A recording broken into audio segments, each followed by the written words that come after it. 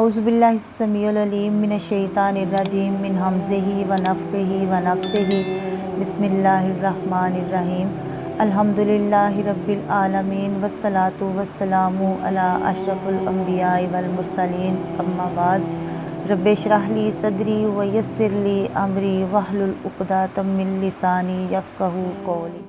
With کثیر من اہل الکتاب، ودّا چاہتے ہیں، کثیر بہت زیادہ یا بہت سے، من اہل الکتابی اہل کتاب سے،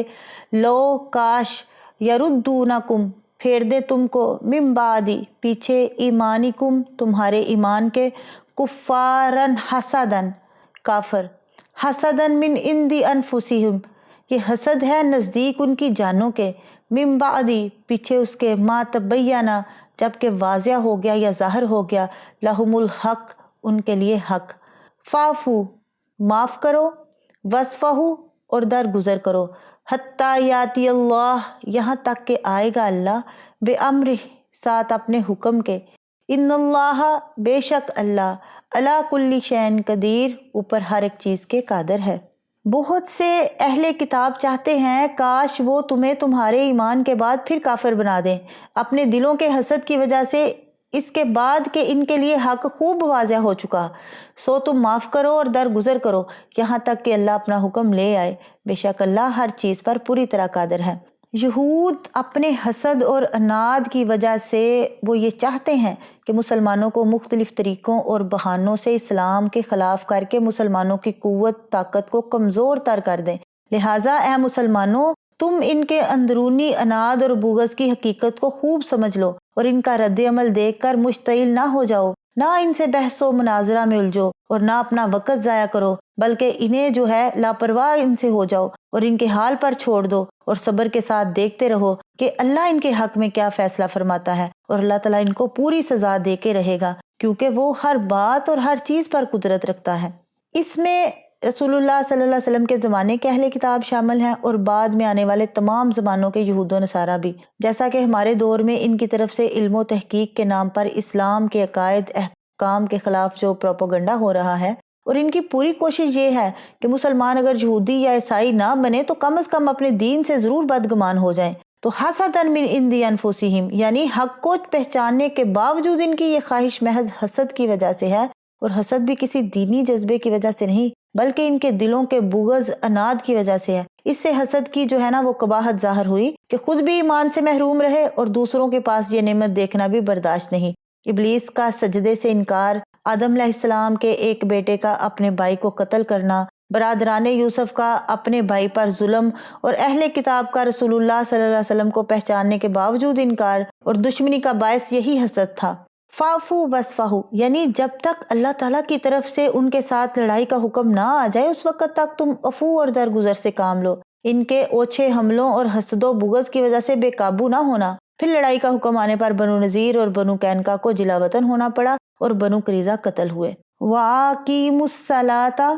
اور قائم کرو نماز کو، وَآتُوا الزَّکَاةَ اور ادا کرو زکوٰۃ، وَمَا تُقَدِّمُوا لِأَنفُسِکُم اور جو بھی تم آگے بھیجو گے اپنی جانوں کے لیے، من خیرن بھلائی سے، تاجدوہ پالو گے اس کو، عند اللہ نزدیک اللہ کے، ان اللہ بما تعملون بصیر بے شک اللہ جو بھی تم عمل کرتے ہو اس کو دیکھنے والا ہے۔ یعنی اور نماز قائم کرو اور زکوٰۃ دو اور جو بھی نیکی تم اپنی جانوں کے لیے آگے بھیجو گے اسے اللہ کے پاس پالو گے، بے شک اللہ جو کچھ تم کرتے ہو اسے خوب دیکھنے والا ہے۔ فاعفو سے لے کر مسلسل مسلمانوں سے یہ خطاب ہے، یعنی یہود کی شرارتوں کی طرف توجہ دینے کی بجائے اللہ کی عبادت میں مشغول رہا کرو اور زکوٰۃ ادا کیا کرو، اور ایسے تمام کاموں کا تمہیں یقیناً آخرت میں بدلہ مل جائے گا۔ وقالو اور کہتے ہیں، لن يدخل الجنۃ ہرگز نہیں داخل ہوں گے جنت میں، الا من کان ھوداً مگر جو کوئی ہے یہودی اور نصارہ یا عیسائی، تلک امانیہم یہ آرزویں ہیں ان کی، قل ہاتوا کہہ دیجئے لے آؤ، برہانکم اپنی دلیل، ان کنتم صادقین اگر ہو تم سچے۔ اور انہوں نے کہا جنت میں ہرگز داخل نہیں ہوں گے مگر جو یہودی ہوں گے یا عیسائی، تو یہ ان کی آرزویں ہی ہیں، کہہ دے لاؤ اپنی دلیل اگر تم سچے ہو۔ آیت میں ایک لمبی بات مختصر کر دی گئی ہے۔ یعنی یہودیوں نے کہا جنت میں ہرگز داخل نہیں ہوں گے مگر جو یہودی ہوں گے، اور نصارہ نے کہا کہ جنت میں ہرگز داخل نہیں ہوں گے مگر جو نصارہ ہوں گے، کیونکہ ان میں سے کوئی فریق بھی دوسرے کے جنت جانے کا عقیدہ نہیں رکھتا تھا۔ فرمایا یہ تو ان کی آرزویں ہی ہیں، حقیقت سے ان کا کچھ تعلق نہیں۔ اگر یہ سچے ہیں تو اپنی دلیل پیش کریں۔ رازی رحمہ اللہ نے فرمایا اس آیت سے ثابت ہوا کہ کوئی بھی دعویٰ کرنے والا خواہ نفی کا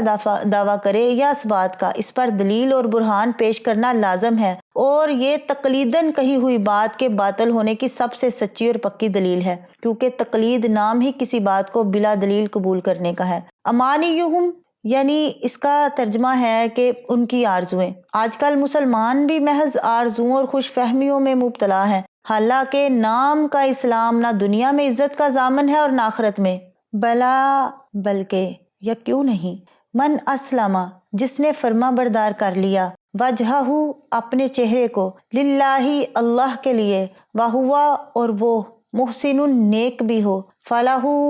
تو اس کے لیے، اجرہ اجر ہے اس کا، عند ربہ نزدیک رب اس کے، ولا خوف علیہم اور نہ خوف ہوگا اوپر ان کے، ولا ہم یحزنون اور نہ وہ غمگین ہوں گے۔ کیوں نہیں، جس نے اپنا چہرہ اللہ کے تابع کر دیا اور وہ نیکی کرنے والا ہو تو اس کے لیے اس کا اجر اس کے رب کے پاس ہے، اور نہ ان پر کوئی خوف ہے اور نہ وہ غمگین ہوں گے۔ یعنی زبانی دعوے اور جھوٹی آرزویں بیکار چیزیں ہیں، یہ خواہ یہود کی ہوں یا نصارہ کی یا مسلمانوں کی یا کسی اور کی۔ آخرت میں نجات کے لیے اللہ تعالیٰ پر ایمان لانا اور اس ایمان کے تقاضوں کے مطابق صالحہ اعمال بجا لانا ضروری ہے۔ جنت میں جانے کے لیے کسی گروہ کا فرد ہونا کافی نہیں، بلکہ اس کے لیے دو شرطیں ہیں۔ ایک یہ کہ اپنا چہرہ اللہ کے تابع کر دے، چہرہ تابع ہو گیا تو پورا جسم تابع ہو گیا، پھر جو عمل کرے اسی کے لیے کرے، کسی دوسرے کا اس میں کوئی دخل نہ ہو۔ دوسری یہ کہ وہ عمل حسن یعنی نیک ہو، اس کی طرف اشارہ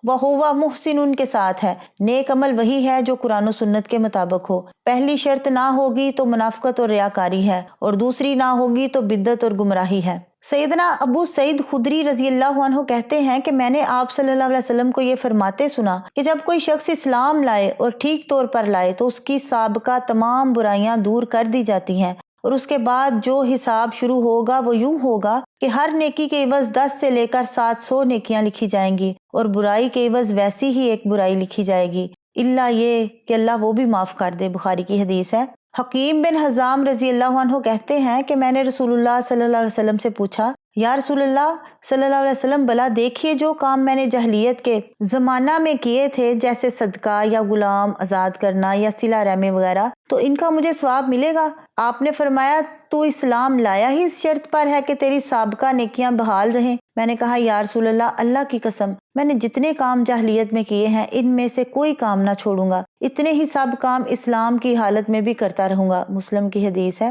عروہ بن زبیر رضی اللہ عنہ کہتے ہیں کہ حکیم بن حزام رضی اللہ عنہ نے جاہلیت کی زمانے میں 100 غلام آزاد کیے تھے اور 100 اونٹ سواری کے لیے اللہ کی راہ میں دیے تھے، پھر انہوں نے اسلام کی حالت میں بھی 100 غلام آزاد کیے اور 100 اونٹ اللہ کی راہ میں سواری کے لیے دیے۔ مسلم کی یہ بھی حدیث ہے۔ وقالت الیہود اور کہا یہود نے، لیست النصارى کہ نہیں ہے عیسائی یا نصارہ، علی شین کسی بھی چیز پر۔ وقالت النصارى اور کہا نصارہ نے، لیست الیہود نہیں ہے یہودی، علی شین اوپر کسی چیز کے، وہم یتلون الکتاب اور وہ پڑھتے ہیں کتاب۔ کذالک اسی طرح، قال الذین کہا ان لوگوں نے، لا یعلمون جو نہیں جانتے، مثل قولہم مثل ان کی بات کی، فاللہ پس اللہ یحکم فیصلہ کرے گا، بینہم درمیان ان کے، یوم القیامت دن قیامت کے، فیما کانوا فیہ یختلفون جس کے بارے میں وہ تھے اختلاف کرتے۔ یعنی یہودیوں نے کہا کہ نصارہ کسی چیز پر نہیں ہے، اور نصارہ نے کہا یہودی کسی چیز پر نہیں ہے، حالانکہ وہ کتاب پڑھتے ہیں۔ اسی طرح ان لوگوں نے بھی جو کچھ علم نہیں رکھتے ان کی بات جیسی بات کہی۔ اب اللہ ان کے درمیان تو قیامت کے دن اس کے بارے میں فیصلہ کرے گا جس میں وہ اختلاف کیا کرتے تھے۔ تو رات میں مسیح علیہ السلام کی نبوت کا ذکر موجود تھا اور یہودی سے پڑھتے اور جانتے تھے۔ اسی طرح انجیل میں موسیٰ علیہ السلام کی نبوت کا ذکر اور تورات پر عمل کا حکم موجود تھا اور نصارہ اسے پڑھتے اور جانتے تھے۔ تاہم یہودی عیسائیوں کو اس لیے کافر سمجھتے ہیں کہ انہوں نے ایک کی بجائے 3 خدا بنا رکھے ہیں، اور نصارہ یہود کو اس لیے کافر سمجھتے ہیں کہ وہ سیدنا عیسیٰ علیہ السلام پر ایمان نہیں لائے، حالانکہ تورات میں ان کی بشارت موجود ہے۔ مگر تعصب اور ضد میں آ کر ہر ایک نے دوسرے کے بارے میں کہا کہ وہ سرے سے کسی بھی چیز پر نہیں۔ افسوس، مسلمان بھی آج فرقوں میں تقسیم ہوئے تو ہر ایک نے یہ جانتے ہوئے بھی کہ دوسرے فرقے کی بات قرآن و سنت کے مطابق ہے اسے غلط، اور اپنے فرقے کی بات کو غلط جانتے ہوئے بھی درست قرار دیا، تو نتیجہ سب کے سامنے ہے۔ لا یعلمون مثل قولہم، یعنی اس سے مراد، علم سے مراد جو ہے نا وہ وحی کا علم ہے۔ تو اس سے مراد کیا ہوگا؟ جو مشرکین عرب ہیں، جو وحی الہی کا کچھ علم نہیں رکھتے تھے، ان کے علاوہ وہ تمام لوگ جو آسمانی ہدایت سے بے بہرہ ہیں اس میں شامل ہیں، مثلا دوہریے، بت پرست وغیرہ۔ ان سب نے بھی یہود و نصارہ کی طرح اپنے سوا سب کو سرے ہی سے غلط قرار دیا۔ فرمایا اب ان کا فیصلہ قیامت کے دن اللہ تعالیٰ ہی فرمائے گا، یعنی قیامت کے دن اللہ تعالیٰ سب کو بتا دے گا کہ دین میں گمراہی کے کون کون سے کام تم نے شامل کر رکھے تھے۔ آج بحث اور مناظروں سے کوئی فرقہ بھی اپنی گمراہی تسلیم کرنے کو آمادہ نہیں ہے۔ وآخر دعوانا ان الحمد للہ رب العالمین۔